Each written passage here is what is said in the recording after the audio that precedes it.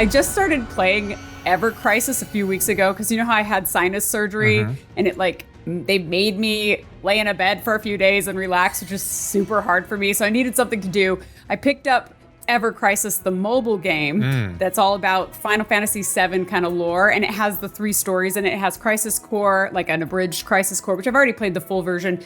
It has an abridged 7 original, which I've already played the original version, obviously, a few times. And then it has a new story about kind of Sephiroth as a younger person, like a teenager, I think, called The First Soldier. Oh, so it's like young Sheldon, but Final Fantasy. So there's lore there that's been actually pretty interesting, though, of course, because I won't give them like a single dime of my money. I can't level up fast enough to like get through the story fast enough. But I will say, like, it's actually a surprisingly fun game, and it has even these sweet new cutscenes in it of Sephiroth as a teenager. Like, I was actually quite impressed. I was even falling asleep playing it at one point, and then this cutscene popped up, and it, like, woke me up. It was so rad.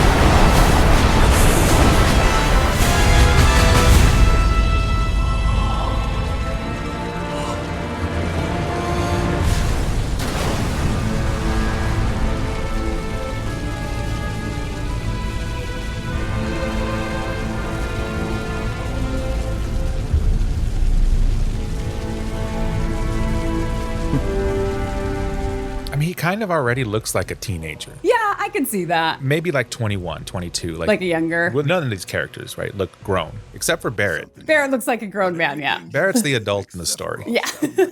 Help me to understand this shit. Anyway, I wanted to just throw a shout out to Ever Crisis. If you can handle mobile games and you don't have like a gambling or bad financial decision-making part of your brain. So if you're not like 75% of America, you can play this game. Because the microtransactions are really expensive for very little. Like I was willing to pay like $20 for unlimited, stamina to be able to just constantly level up. But there is nothing like that. I mean, you can spend like $70 to get like a day, which to me is ridiculous. Yeah, that's why I don't do mobile games. Like I do a little bit of the Apple Arcade stuff because it's a subscription, right? Fantasia is really the one that I've played probably most. It's the original creators of Final Fantasy. Oh, okay. It's actually a really cool game. I haven't tried that, but I'm not an Apple person. Well, I was going to say, if you want to play it, you're going to need an Apple device. Yeah, it's not worth it. Sorry. Same thing I say to the microtransactions. But I mean, microtransactions aside, I'm having a lot of fun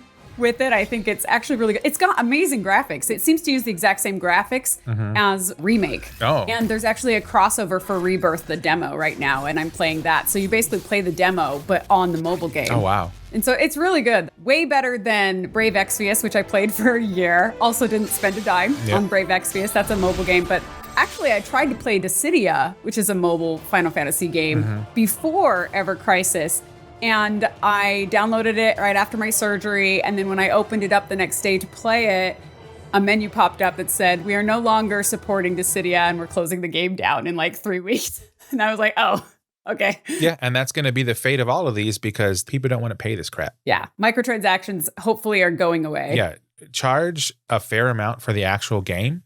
And if you're going to release DLC for it, fine. People might pay for that, but this microtransaction thing's got to go. Yeah, and that's kind of what the First Soldier story in Ever Crisis is. It's kind of like DLC for the remake rebirth story, which is what I like. But then there are those microtransactions you have to constantly avoid. But anyway, I just wanted to throw a plug in there because I am enjoying the game.